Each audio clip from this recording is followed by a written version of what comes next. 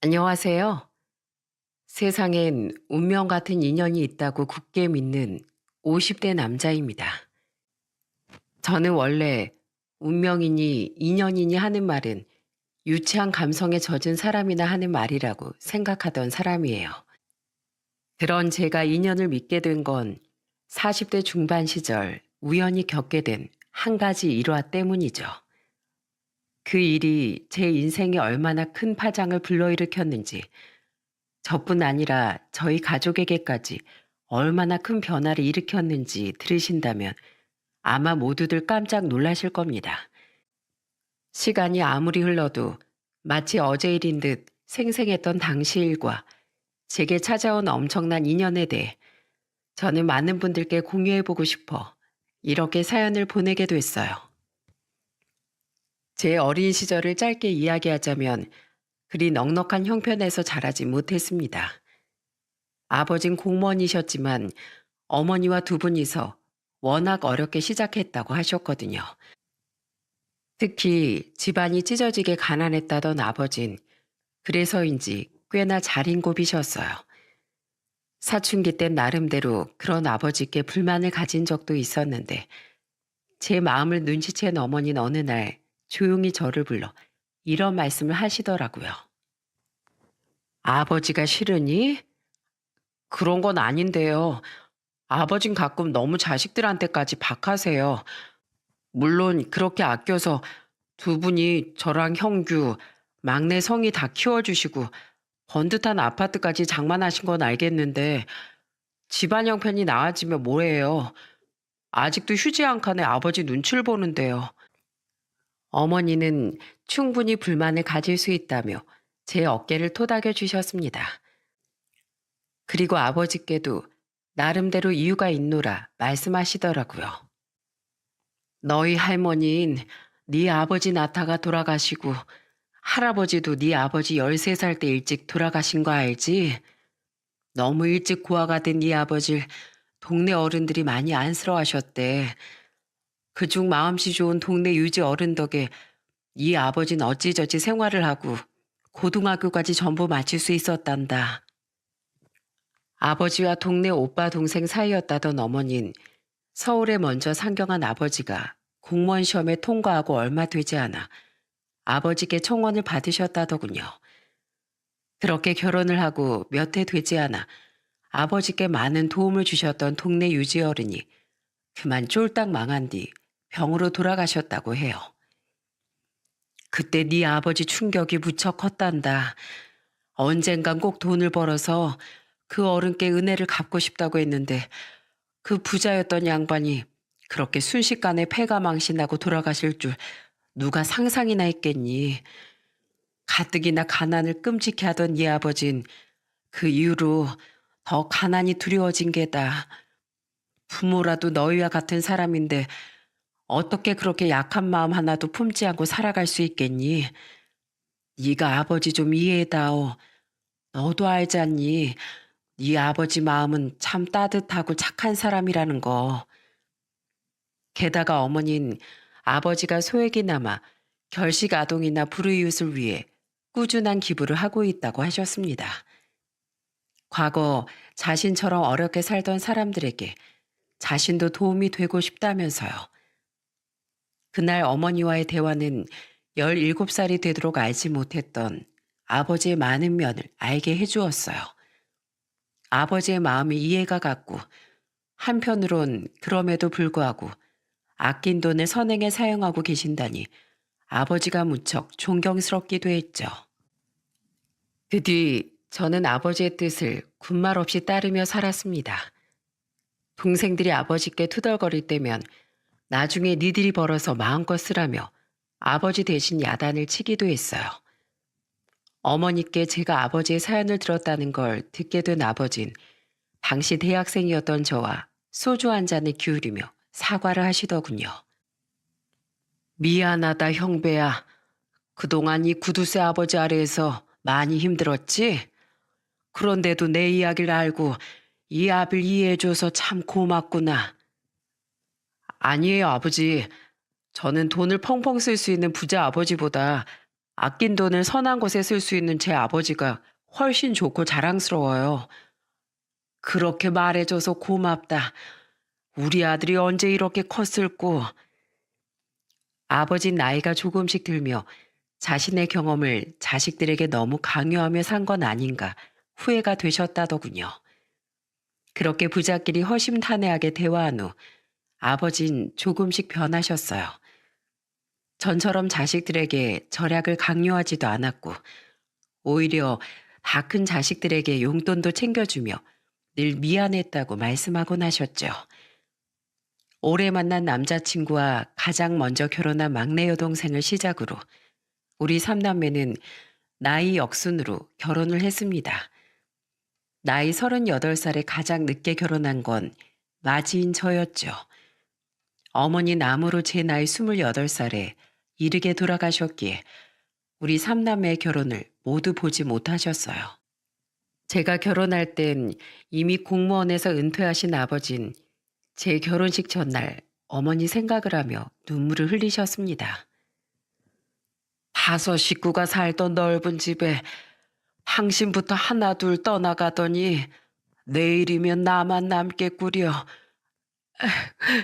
자식들 다 결혼시키면 둘이서 화분이나 키우며 오순도순 살자더니 오늘따라 당신이 너무 보고 싶수. 그런 아버지의 등이 유독 작고 왜소해 보여 전 아버지 등을 끌어안고 함께 울었습니다. 초등학교 선생이던 아내는 고맙게도 저희 아버지를 모시고 살자고 말했지만 아버지 완강히 거절하셨습니다. 자식에게 짐이 되는 부모가 되기 싫다면서요. 내가 집이 없냐 돈이 없냐. 나 아직 70도 안 된 쌩쌩한 중년이야. 앞으로 등산 모임도 나가고 취미생활도 즐기면서 혼자 유유자적하게 살 거야. 괜히 나 며느리 시집살이 시키지 마라. 말씀은 그렇게 하셨지만 그런 제안을 먼저 해준 제 아내를 아버진 많이 예뻐하셨습니다. 그래도 혼자 남으신 아버지가 걱정이 되어 지방으로 이사가서 살고 있는 동생들과 달리 저와 아내는 아버지 댁 근처에 신혼집을 마련했어요. 그리곤 자주 아버지 댁을 오가며 아버지를 챙겼죠. 이 녀석들 좀 띄엄띄엄 오라니까. 이거 봐라. 우리 애나가 날 얼마나 자주 봤으면 이 해레비한테만 안겨 있으려고 하지 않니? 아버지 말로는 괜히 툴툴대시면서도 할아버지를 좋아하던 저희 딸을 품에 안고 좋아서 어쩔 줄을 모르셨어요. 남의 집 귀한 딸을 너무 자기만 옆에 끼고 사는 것 같아 죄송하다며 저희 처가댁에 좋은 선물들을 많이 보내기도 하셨죠. 멀리 대구에 사시던 장인 장모님은 우리 딸이 사랑받는 며느리가 된 것 같아 참 좋다고 늘 저에게 말씀하셨습니다. 다니던 회사에서도 착착 순서대로 진급을 하고 있으니 큰 걱정 없는 나날들이 이어졌어요. 그러다 나이 47살의 어느 날 제 인생을 송두리째 바꿔놓은 바로 그 사건이 일어났습니다. 친한 친구의 늦둥이 동생 결혼식에 초대받아 고속버스를 타고 원주에 다녀왔던 어느 날 말이죠. 어? 내 지갑 어디 갔지? 아까 분명 외투 안주머니에 넣어놨는데. 서울로 돌아온 전 집에 도착해서야 지갑이 없어졌다는 사실을 알게 됐습니다. 터미널까지 저를 데리러 왔던 아내 차도 뒤져봤지만 지갑은 나오지 않았어요. 분명 터미널에 내려서 물을 살 때까지만 해도 있었는데 그 뒤 외투를 입지 않고 들고 다니다 빠진 것 같았죠. 지금 터미널에 가서 지갑을 다시 찾아보겠다고? 누가 발견하면 분실물 센터 같은 데 맡겨주겠지. 좀 기다려보자. 그래도 혹시나 누가 그냥 주워가면 어떡해. 그 지갑 장모님께서 생일 선물로 사주신 거잖아. 잃어버리면 안 돼. 나 다녀올게. 터미널에 전화해보니 분실물로 들어온 지갑 같은 건 없다기에 다급해진 전 옷을 챙겨 입고 터미널로 달려갔습니다. 그리곤 터미널 구석구석을 뒤지고 있었어요. 그런데 그때 깡마른 할아버지 한 분께서 제 것인 것 같은 지갑을 들고 주위를 두리번거리고 계시더군요. 저는 얼른 다가가 할아버지께 여쭈었어요. 저 어르신, 혹시 그 지갑 어르신 물건일까요? 제가 아까 전에 지갑을 잃어버렸는데 제 거랑 똑같이 생겨서요. 아, 이 지갑 주인이 사장님이세요? 할아버진 확인해 보라며 제게 지갑을 건네주시더군요. 지갑을 열어 확인한 뒤 제 것이 맞다고 하자 할아버진 다행이라고 말씀하셨어요. 여기서 이 지갑 주인 찾으려고 얼마나 오래 기다렸는지 모릅니다. 감사합니다, 어르신. 그냥 터미널 직원한테 맡기셔도 됐을 텐데 아무튼 덕분에 무사히 찾았네요. 저 사실은 죄송합니다, 사장님. 네? 뭐가요? 그런데 감사하다는 제 말에 할아버진 대뜸 고개를 제게 조아리듯 숙이셨습니다. 그리곤 당황한 제게 울먹거리는 목소리로 생각지도 못한 말을 하시더라고요. 우리 5살 손주가 굶고 있어서 라면 2개 사느라 지갑에서 2,000원을 멋대로 뺏어 썼습니다. 정말 죄송합니다. 손주가 이틀째 아무것도 못 먹었다 보니 제가 그만 해서는 안 될 짓을 했어요. 제가 폐지랑 공병을 주어서 돈을 버는데 어제 그제 제가 몸살이 나서 일을 못했거든요. 연락처 주시면 제가 그 돈은 반드시 갚겠습니다. 정말 죄송합니다, 사장님. 할아버진 그날은 어떻게든 돈을 벌기 위해 터미널 근처까지 나와 폐지를 줍다가 제 지갑을 발견했다고 말씀하셨어요. 그런데 유독 눈에 보이는 폐지가 없어 허탕을 치고 들어갈까 두렵던 차에 제 지갑 속 돈을 보고 유혹을 이기지 못했다고 했죠. 할아버지의 손엔 정말로 라면 2개가 덩그러니 들려 있더라고요. 사정이 얼마나 힘들었으면 그러셨을까 싶어 마음이 아프더군요. 연세도 저희 아버지와 비슷하거나 많아 보이시는데 그런 분의 눈에 눈물까지 맺혀 있는 걸 보니 안타까운 마음이 밀려왔어요. 그래서 전 지갑에서 5만 원짜리 하나를 꺼내 할아버지께 건넸습니다. 어르신, 이거 얼마 안 되지만 보태 쓰세요. 제 지갑 찾아주신 사례입니다. 2,000원은 안 갚으셔도 돼요. 이렇게 제 지갑을 찾아주셨는데 제가 그걸 어떻게 받겠어요? 감사합니다, 사장님. 하지만 이 5만 원은 괜찮습니다. 하지만 할아버진 황급히 손을 내저으며 거절하셨어요. 결국 2,000원은 받지 않기로 하고 어영부영 할아버지와 헤어졌는데 자꾸만 발이 떨어지질 않더군요. 손주로 혼자 키우시는 건가? 폐지로 오늘 못 주우면 내일은 다시 굶으셔야 하는 건가? 반찬이 아닌 라면을 산 거면 집에 쌀도 없다는 소리 같은데. 몇 발자국 걸어가는 동안 정말 오만 가지 생각이 다 들었습니다. 결국 전 황급히 몸을 돌려 다시 할아버지께 달려갔어요. 저보다 걸음이 느렸던 할아버지 역시 얼마 가지 못하셨더라고요. 어르신! 전 할아버지를 부르며 손을 덥석 잡았습니다. 할아버지는 놀란 눈으로 저를 돌아보셨죠. 저는 숨을 헐떡이며 할아버지께 이렇게 말했어요. 어르신, 혹시 집에 쌀이 없으신 건가요? 예, 며칠 전에 떨어져서요. 그러면 어르신 댁이 혹시 어디실까요? 저랑 같이 가실까요? 예, 저희 집을요. 제가 감사의 보답으로 쌀을 좀 사드리고 싶어서 그래요. 돈은 안 받으신다니까 그렇게라도 보답을 하고 싶어요. 아닙니다. 안 그러셔도 되는데요. 그러지 말고 받아주세요.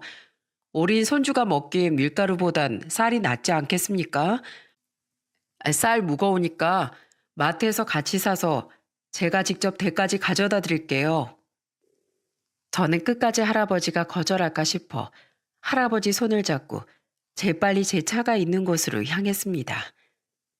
할아버진 몇 장의 폐지가 올려진 철제 운반수레 끌고 당황한 표정으로 절 따라오셨죠.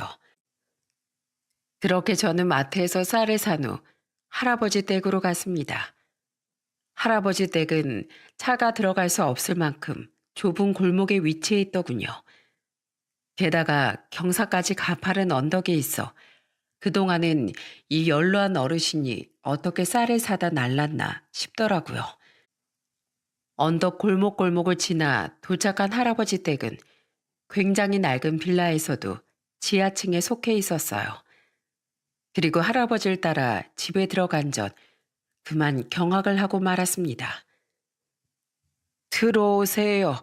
쌀은 여기에 놓으시면 됩니다. 정말 감사합니다, 사장님.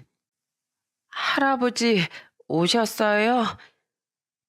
고작 한 칸짜리 낡은 그 집엔 심지어 창문도 나 있지 않더군요. 방벽과 천장엔 곰팡이가 가득했죠. 게다가 그 방에 있던 사람은 삐쩍 마르다 못해 거의 뼈밖에 남아있지 않던 할아버지 손주가 끝이 아니었어요. 방 한쪽 구석엔 저보다 조금 어려 보이는 남자 한 명이 할아버지의 손주와 마찬가지로 앙상하게 마른 채 누워있더라고요. 사람이 왔는데도 고개를 들어보지도 않은 걸 보니 어디가 많이 아픈 사람 같았습니다. 할아버진 입을 틀어막은 저를 보고 민망한 목소리로 말씀하셨어요. 여긴 아까 말씀드린 제 손주고 저기 누워있는 사람은 우리 손주 애빈 제 둘째 아들입니다. 제 아들은 근육이 서서히 마비되고 결국 죽음에 이른다는 루게릭병 판정을 받았어요. 벌써 병에 걸린 지 3년째인데 수중에 병원비로 쓸 돈이 바닥나 집에서 세상 떠날 날만 기다리고 있습니다. 루게릭병 환자들은 보통 3, 4년을 넘기기 힘들어 한다더라고요. 이젠 혼자선 거의 움직이지도 못하고 말도 하기 힘들어 합니다. 조금 있으면 음식도 못 씹어 넘겨서 콧줄을 해야 할 것 같은데 걱정이 이만저만이 아니에요. 할아버진 물이라도 대접하고 싶다며 제게 방 안에 앉으라고 권하셨습니다. 할아버지가 잠시 물을 뜨는 사이 할아버지의 손자는 못 먹어 힘이 없는 와중에도 저를 보며 호기심 어린 눈빛을 보내더군요. 넌 이름이 뭐니? 정강지우예요. 5살. 아저씨 누구예요? 아저씨는 박형배라는 사람이야. 반가워. 아저씨가 지우 할아버지께 도움을 좀 받았거든. 그 답례를 하려고 쌀을 사온 거야. 와, 신난다. 할아버지, 우리 드디어 밥 먹을 수 있어요? 저 너무 배고파요. 어르신, 제 물은 괜찮으니까 지우 밥부터 먹이는 게 낫지 않을까요? 그제 할아버진 아차차 하며 제게 물을 건네곤 후다닥 쌀을 밥솥에 앉히셨어요. 그리곤 제 앞에 앉아 밥 먹을 생각에 들뜬 손주의 머리를 쓰다듬으며 말씀을 시작하셨죠. 사는 꼴이 영 엉망이지요. 그래도 이 집이라도 없으면 우리 산부자 길바닥에 나앉아야 할 겁니다. 실례지만 지우 어머니는 안 계신 건가요? 에휴, 그 뭐 없을 것은 저희 아들이 루게릭병 판정을 받자마자 2살 된 우리 지우까지 버리고 도망갔어요. 재산도 챙길 수 있는 건 전부 챙기고서요. 아들은 그렇게 이혼한 뒤론 많은 돈을 투자했던 주식도 폭락해서 알거지가 된 겁니다. 저는 작은 사업을 하다 몇 년 전에 부도가 나서 가진 게 빚밖에 없었는데 어떻게든 살려고 살던 전셋집을 빼고 이 집으로 아들하고 손주랑 같이 이사 왔어요. 저희 집하고 아들 집을 뺀 돈으로 아들 입원비도 내고 손주 키우고 생활비도 해야 했으니까요. 저희 집은 뺀 돈이라고 해봤자 빚을 갚으니 몇 푼 남지도 않았지만은요. 버는 사람이 파지 죽고 공병 줍는 이 늙은이밖에 없으니 결국 가진 돈도 전부 바닥나고 아들도 퇴원시키고 지금은 하루 벌어 하루 간신히 쓰고 월세만 내는 파리 목숨을 이어가고 있습니다. 할아버진 늘 옆에 있어줘야 하는 아들을 두고 폐지를 주우러 나갈 때면 걱정이 한가득이라고 말씀하시더군요. 할아버진 마치 자신의 궁색한 형편을 변명이라도 하듯 구구절절 말씀을 이어가셨습니다. 사연을 듣는데 할아버지가 살아오신 모진 세월이 느껴져 눈가가 뜨거워지더라고요. 도와줄 다른 자식은 없으신 거예요? 예, 아내도 일찍 가고 저놈 위로 있던 큰아들도 12살 이른 나이로 일찍 보냈거든요. 제 팔자가 참 박복하지 않습니까? 어떻게 저만 빼고 다른 가족들을 줄줄이 하늘로 일찍 보낼 수가 있단 말입니까? 그나마 남은 작은 놈이라도 행복하게 살길 바랬었는데 지금 저런 꼴로 죽을 날만 기다리고 있으니 에휴, 제 심정이 참 암담합니다. 저까지 아프면 우리 손주만 혼자 세상에 남겨둬야 하는데 그것도 너무 걱정이고요. 주름진 손등으로 눈물을 쓱쓱 훔친 할아버진 오늘 처음 만난 사람에게 별 이야기를 다 한다며 민망한 듯 웃어 보이셨습니다. 저는 할아버지 등 뒤에 누워있던 할아버지 아드님의 눈에 눈물이 흐르는 것을 보고 말았죠.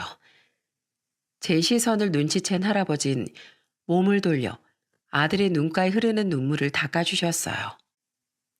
이 병이 정말 무서운 게 몸은 산송장처럼 굳어가는데 속에 있는 의식은 또렷하다고 하더군요. 우리 아들 제 말, 손주 말 다 알아듣고 저한테도 많이 미안해하고 있습니다. 아직 마흔 하나밖에 안 된 것이 얼마나 괴로울까요? 물기 섞인 할아버지 말씀에 참고 있던 눈물이 터질 것 같더라고요. 그래서 전 분위기를 돌려보려 지우에게 말을 걸었습니다. 우리 지우는 나중에 꿈이 뭐야? 우리 아빠가 더 이상 안 아프고 할아버지가 늙지 않는 거예요. 그게 지우 꿈이야? 네. 아빠가 계속 아파서 돌아가시고 할아버지도 늙어서 돌아가시면 전 혼자 남으니까요. 지우의 말에 결국 왈칵 눈물을 터뜨리고 말았어요. 고작 5살 된 어린애가 세상에 혼자 남겨질 걸 두려워하고 있다는 사실이 가슴을 저리게 만들더라고요. 그때 결심했습니다.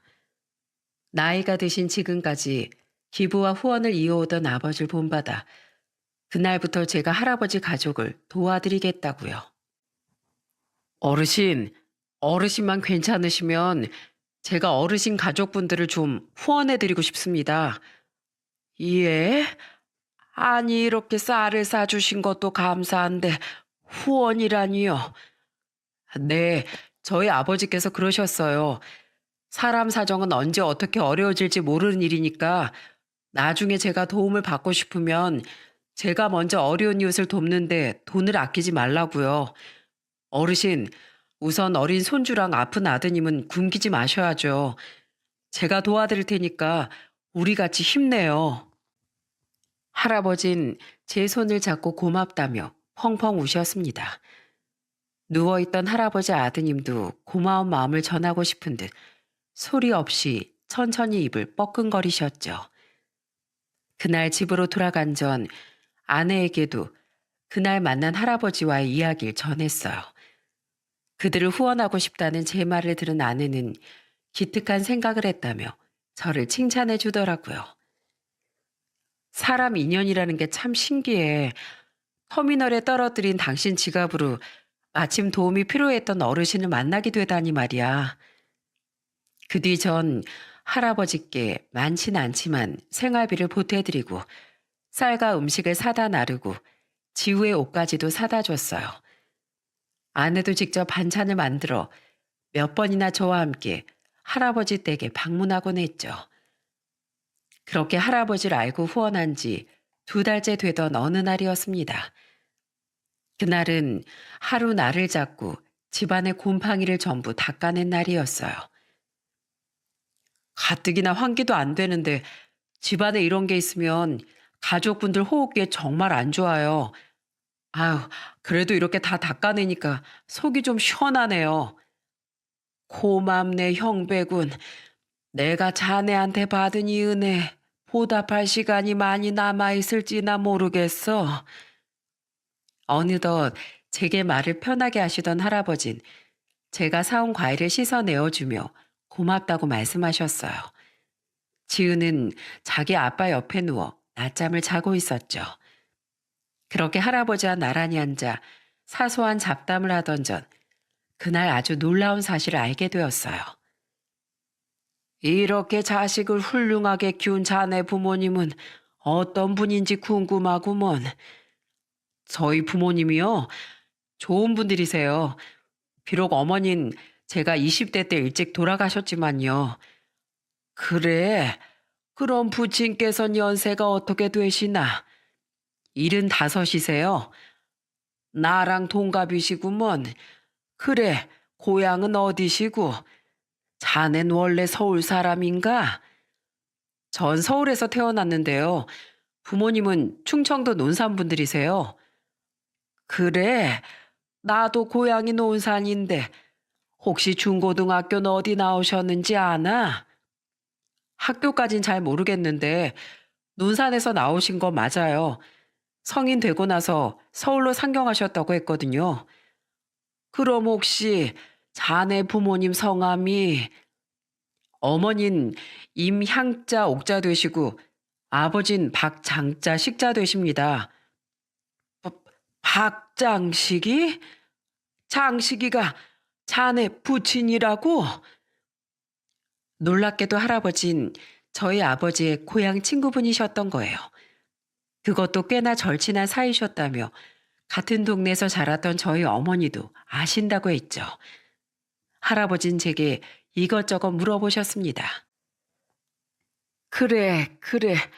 이렇게 찬찬히 뜯어보니까 확실히 재수 씨랑 자네 부친 얼굴이 보이는구먼. 세상에 이렇게 신기할 때가 자네가 바로 장식이 아들이었다니. 근데 자네 모친은 왜 돌아가셨나? 재수 씨도 참 좋은 사람이었는데 자네 부친은 끝까지 공무원 생활을 하다 퇴직하신 겐가? 지금은 건강하시고 아픈 데는 없고. 할아버진 들뜬 어린아이 같은 표정이셨어요. 할아버지의 표정만 봐도 고향인 논산과 어린 시절 아버지와의 추억을 떠올리고 계신다는 걸 알 수 있었죠. 저 또한 두 분의 인연이 너무 신기해 그날 집으로 돌아오는 길에 아버지께 전화를 걸어 물었습니다. 아버지, 제가 얼마 전부터 후원해드리고 있었던 어르신 얘기 기억하세요? 그럼 기억하고 말고. 근데 그 어르신 고향이 논산이시래요. 성함은 강봉자 안자 되시고요. 아버지를 아신다던데 아버지 고향 친구분이 맞으세요? 뭐? 아니, 그 영감이 강봉안이라고? 확실하냐? 예, 아시는 거 보니까 정말 두 분이 친구가 맞으신가 보네요. 와, 살다 보니까 이렇게 신기한 일이 다 있네요. 혹시 내일 시간 되세요, 아버지? 두 분께 다시 한번 자리를 마련해 드리고 싶은데, 그럼, 당연히 되다 마다. 아니다, 그럴 것 없다.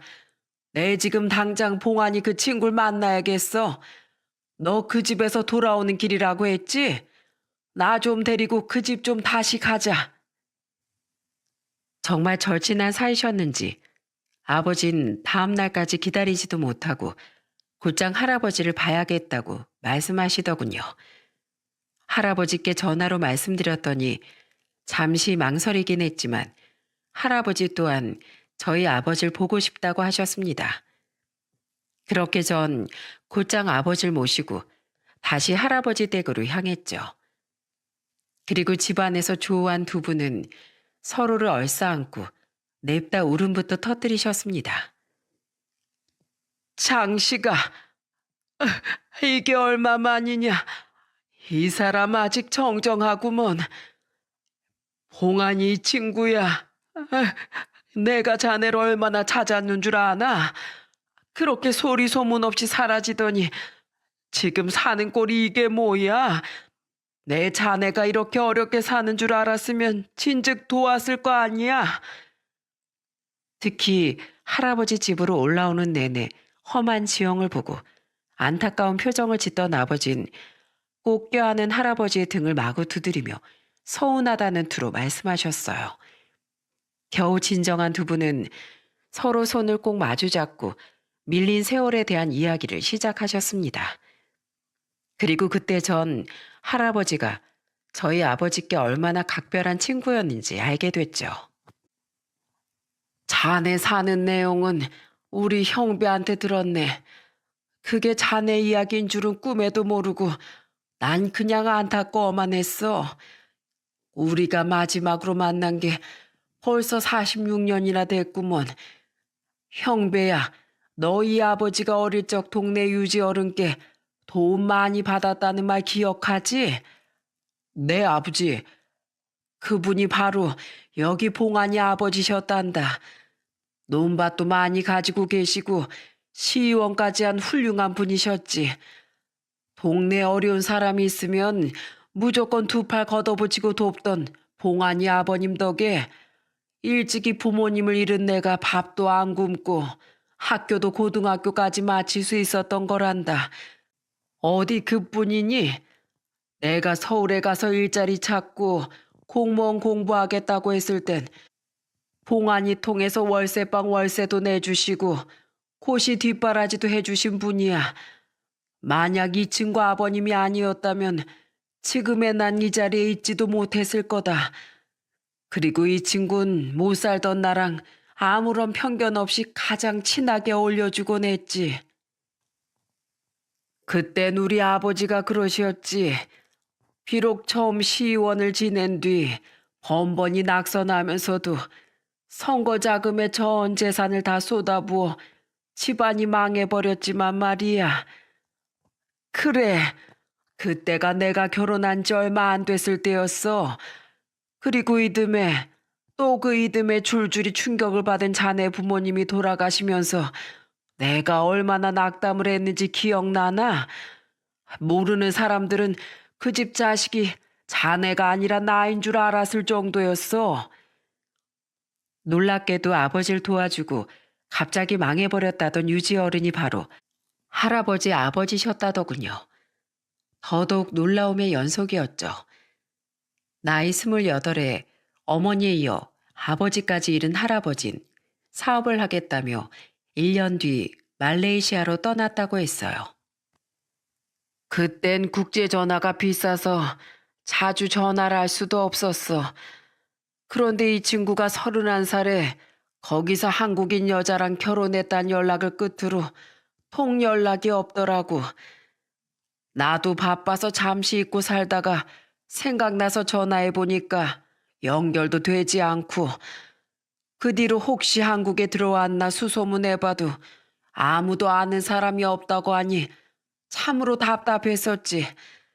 내가 자네 찾으려고 동창들만 만나면 얼마나 자네 소식을 물어봤나 몰라. 대체 한국엔 언제 들어온 거야? 재수 씨랑 큰아들도 일찍 잃었다며? 어떻게 살았는지 자세하게 말 좀 해봐, 이 사람아.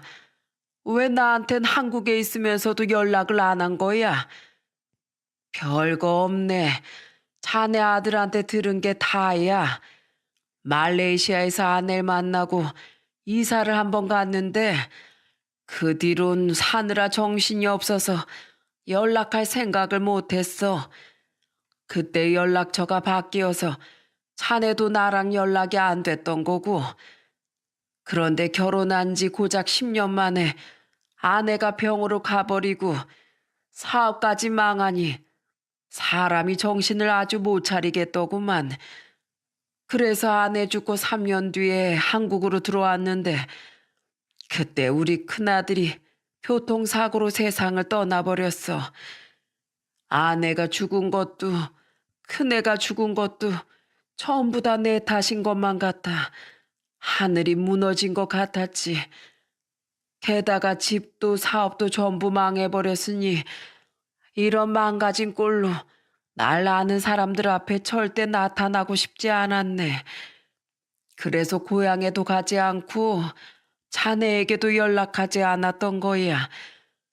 그 뒤로 겨우 돈을 모아서 다시 작은 사업을 시작했는데 그것마저 사길당해 빚더미에 안고 말았다가 지금에 이른 거라네. 이 친구야, 마음이 힘들수록 날 더 찾았어야지. 우리 사이가 고작 그것밖에 안 됐나? 자존심도 중요하지만 사람이 우선 살아야 될 거 아닌가. 그 건강하던 친구가 온몸에 뼈밖에 없구먼. 이 바보 같은 사람아. 사연을 전부 들은 아버진 오열을 하며 할아버지의 어깨를 어루만지셨습니다. 그리고 멀뚱멀뚱 자신을 보고 있던 지우도 한 번 껴안고 누워서 눈물을 흘리고 있던 할아버지 아드님 손까지 한 번 꽉 잡아보셨죠. 할아버진 그런 아버지를 보며 힘없이 말씀하셨어요. 그래도 우연이라는 게 참 대단하구먼. 내가 자네 아들 지갑을 주어 2,000원을 꺼내지 않았더라면 자네 아들이 내 이런 사정을 어떻게 알고 도왔겠나. 애초에 형배군이 지갑을 잃어버리지 않았다면 난 죽을 때까지 자네와 만나지 못했을 거야. 이 나이가 돼서 잘 살고 있는 모습을 보니 참 좋네. 난 그거면 됐어. 이렇게 난 자네를 본 것만으로도 더는 원이 없네. 아버지 눈물을 손바닥으로 눌러 닦으셨습니다.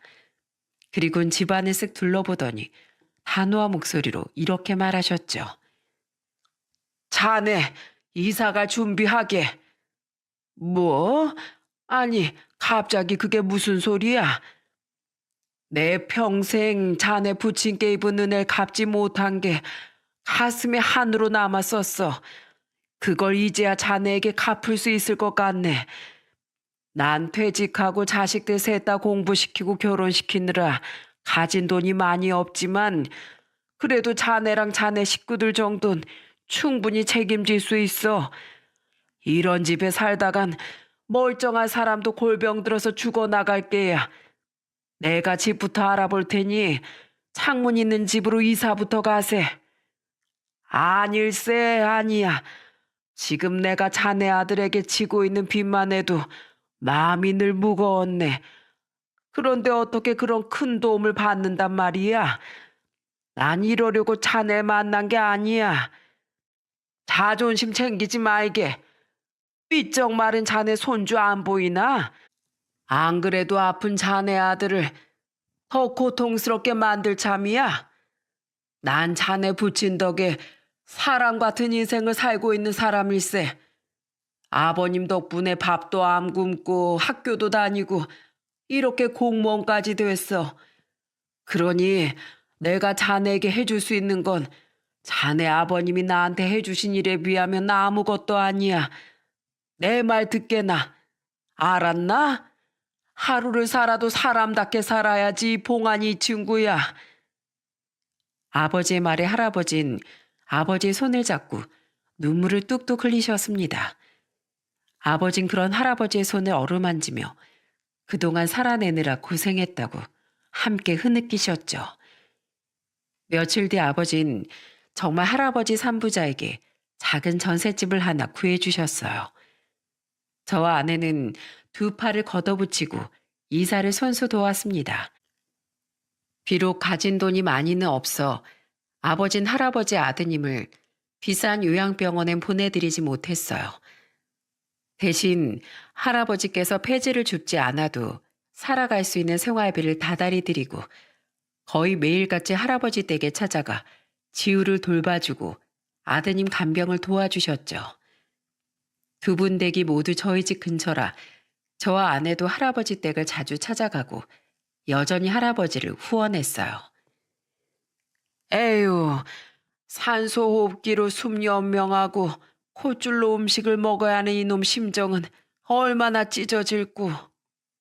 자넨 좀 괜찮나? 심신이 많이 힘들지? 그래도 전보단 지금이 훨씬 낫다네. 집안 공기도 깨끗하고 불안하게 아들 곁을 안 비워도 되고, 무엇보다 지우랑 아들 녀석 굶길 걱정을 하지 않아도 된다는 게 너무 좋아. 게다가 자네가 이렇게 매일 와서 날 도와주니 힘들다고 생각할 겨를도 없네. 이게 다 자네랑 자네 아들 덕분일세. 이 은혜 내 죽어서도 잊지 않겠네. 사람 참 같이 늙어가는 처지에 무섭게 왜 죽는다는 말을 하나? 오래도록 못 보고 산 만큼 오래오래 나랑 살다 가세. 현우야, 너도 마찬가지야. 제발 덜 아프게 우리 곁에 오래도록 머물러 주렴. 너까지 떠나면 네 아버지 억장이 얼마나 무너지겠니? 아버지는 늘 할아버지 아드님의 손을 잡고 그렇게 응원의 말을 건네주셨습니다. 하지만 할아버지 아드님은 결국 전셋집으로 이사한 지 2년 만에 숨을 거두고 말았죠.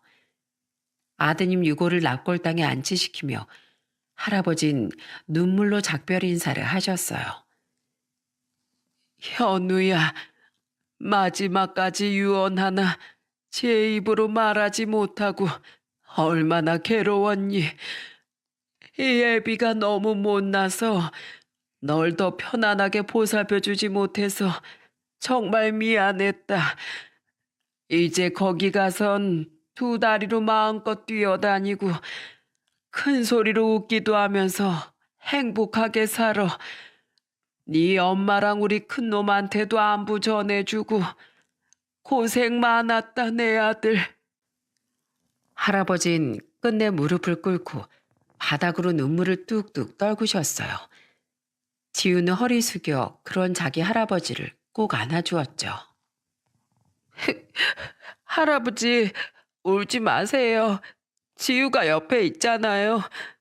아빠 이제 아프지 마세요. 그리고 다음에 꼭 건강하게 태어나서 또 저희 아빠가 돼주세요. 안녕히 가세요, 아빠. 고작 7살 된 어린애의 말에 그 자리에 있던 아버지와 저 그리고 아내까지 모두 눈물을 터뜨렸습니다. 그리고 할아버진 아드님을 보낸 후 지우와 함께 저희 아버지 댁에서 살게 되었어요. 아드님을 보내고 돌아오던 차 안에서 저희 아버지가 할아버지께 이렇게 말씀하셨거든요. 애 많이 썼네 이 친구야. 그리고 자네 지우랑 같이 우리 집에 들어와서 사는 거 어떻겠나. 나도 자네도 이제 살 날도 그리 많이 남지 않았을 텐데 같이 살면서 노년의 쓸쓸함이나 함께 달래세. 무엇보다 나랑 같이 살면 지우가 덜 외로울 거 아닌가. 만약 자네가 나보다 먼저 가게 된다면 내가 지우를 돌봐줄 수도 있고 말이야. 지우야, 할아버지랑 같이 살래? 할아버지가 장난감 많이 사줄게. 그렇게 이사를 한 후 어르신을 부르던 제 호칭엔 조금 변화가 생겼습니다. 저는 할아버지를 작은 아버지라고 부르게 됐어요. 제 아내 또한 작은 아버님이라고 부르게 됐고요. 거기엔 지우와 관련된 이유가 컸는데 지우가 저희 아버지를 큰할아버지라고 불렀거든요. 그리고 그 호칭을 가지고 두 분은 늘 투덕거리셨어요. 야, 박장식이, 아무리 생각해도 이건 아닌 것 같다. 내가 너보다 생일도 빠른데 왜 네가 우리 지우 큰할아버지야? 작은 할아버지지. 아, 치사하게 이 친구 또 그러는구만. 여기 애들 보는데 그런 거 가지고 꼬투리 잡는 거 창피하지도 않어? 내가 옛날부터 누누이 말했지. 난 내 아버지가 출생신고를 늦게 해서 그렇지 원래는 자네보다 생일이 석 달이나 빨라. 그걸 어떻게 확인하나? 증거도 없는데. 아, 자네 지금 은근슬쩍 말 옮긴 거 다 봤네. 얼른 다시 제자리로 옮기지 못해? 참, 80 다 된 노인네가 눈만 밝아가지고. 그리고 자네, 이제 폐지 좀 그만 주러 다니라니까 왜 말을 안 들어? 우리 둘이랑 지우까지 셋이 먹고 살 돈은 나한테도 충분히 있어. 자네가 그러고 다니면 자식들만 욕먹는 거야. 아내가 손주가 있지. 자식이 어디 있어? 나 놀려? 왜 없어? 저기 있잖아. 형배랑 우리 어머만 안 보여? 내 자식이라서 하는 말이 아니라 저 정도로 나한테든 자네한테든 하는 애들 요즘엔 친자식이어도 드물어. 그건 자네 말이 맞지. 알았네. 내 더 이상 안 나감세. 두 분은 함께 장기도 두고 노인정도 다니며 서로 떨어질 줄을 모르셨습니다. 몇 번은 제가 두 분을 고향인 논산에 모시고 다녀오기도 했죠. 또 두 분은 집안에서 함께 화분도 많이 기르셨는데 가끔 토마토나 딸기도 직접 키워 저희에게 선물해 주기도 하셨어요. 저 아내는 지우보다 3살 많던 딸도 자주 그 집에 데리고 갔고 가끔 두 분이 놀러 가셨을 땐 지우를 저희 집에 데려와 재우기도 했습니다. 그랬더니 외동이던 두 아인 마치 남매처럼 서로 잘 어울리더라고요. 물론 가끔은 진짜 친남매처럼 싸우기도 하면서 말이죠. 야, 강지우, 너 또 내 일기장 표지에 낙서했지? 메롱 메롱. 그러게 누가 그런 못생긴 고양이 그려진 일기장 가지고 다니래? 너 잡히면 죽어. 특히 평생 아픈 아빠와 힘들어하는 할아버지를 보며 우울하게 살아왔던 지우는 누나에게 장난치는 일이 너무 즐거웠나 보더라고요. 저희 딸의 솜방망이에 두드려 맞으면서도 늘 저희만 보면 저희 딸부터 찾았거든요. 아저씨, 예나 누나랑 같이 안 왔어요? 예나 누나 보고 싶은데. 오늘 아저씨가 바빠서 누나를 못 데리고 왔어. 지우는 예나 누나가 그렇게 좋아? 친구들보다? 친구들도 좋은데요. 누나는 제 가족이잖아요. 세상에서 가족은 가장 소중한 존재라고 학교 선생님이 그러셨어요. 비록 저와 아내를 아저씨와 아줌마라고 부르긴 했지만 지우에게 우린 모두 가족이라고 느껴진 모양이더군요. 그런 지우의 마음이 너무 고마워 지우의 머리를 쓰다듬어 주었죠. 아버지와 작은아버지가 함께 사시다 보니 제 두 동생의 가족 또한 작은아버지와 지우를 당연히 만나게 됐습니다. 아버진 두 동생에게 작은아버지를 자신의 은인이라고 소개하셨어요. 그동안 얼굴은 못 뵀어도 형이랑 아버지께 말씀 많이 들었습니다. 늦었지만 예전에 저희 아버지를 도와주셔서 정말 감사드립니다. 내가 도왔나? 내 아버지께서 도우셨지. 오히려 지금 매일같이 은혜를 입고 있는 건 나일세. 가족들만 모여야 할 명절에 괜히 나랑 우리 손주가 끼어 있어서 해가 되는 건 아닌지 모르겠네. 에이, 무슨 그런 말씀을 하세요. 지금 저희 아버지랑 사시면 당연히 저희랑도 가족이나 마찬가지죠. 동생들과 재수 씨, 매제, 그리고 조카들 모두 작은아버지와 지우를 거부감 없이 환영해 줬습니다. 그렇게 행복한 노년을 지내다 작은아버진 아버지와 함께 산 지 5년 뒤 82세의 나이로 집에서 편안히 숨을 거두셨어요. 마치 잠에 빠진 것처럼 평온한 미소를 띠고 말이죠. 작은아버지 장례를 치르며 저는 며칠 전 작은아버지께서 제게 하신 말을 떠올렸습니다. 요새 자꾸 몸의 기운이 빠지는 것 같아. 살 날이 얼마 남지 않다는 게 느껴지네. 왜 그런 말씀을 하세요, 작은아버지? 저희 아버지랑 오래오래 지우 다 크는 것도 보고 가셔야죠. 그건 너무 욕심 아니겠나. 형배야, 돌이켜보면 내 아버지가 망하신 후로 내 인생은 하루도 편할 날이 없었던 것 같아. 그런데 7년 전 널 만나고 내 인생이 변했어. 너랑 네 아버지를 만난 덕에 우리 둘째도 조금은 편안하게 보내줄 수 있었고, 우리 지울 마음 놓고 맡길 사람이 있어 내가 편하게 죽은 가족들 곁으로 갈 수 있을 것 같다. 형배야, 네 아버진 나처럼 많이 연로한 사람이다. 그러니 너무 많은 빚을 진 너에게 마지막으로 내 염치 없는 부탁 하나만 더 해도 되겠니? 무슨 부탁이요? 내가 가면 혼자 남게 될 우리 지우 부디 외면하지 말고 어른이 될 때까지만이라도 잘 좀 보살펴다오. 어릴 때부터 너무 많은 고생을 하고 산 아이인 거 너도 잘 알잖니. 부탁한다, 형배야.